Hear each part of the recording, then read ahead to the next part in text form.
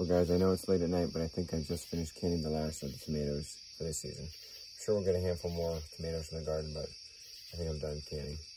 I must say, this canner made by Ball, it's the Fresh Tech electric water bath canner, has been phenomenal and a huge game changer this year.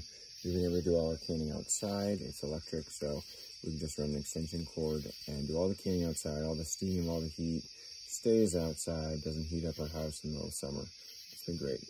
So, here's a sample of just the 7 cans I was able to do tonight. I think we're probably a little under, but close to 100 quarts of tomato sauce this year. So, I think we're finally wrapping up the canning, and I'm all canned out. So, just an update. Check this out. I'll put the Fresh Tech in the description. I highly recommend it to anyone who's serious about canning. So convenient to not take up a burner on your stove.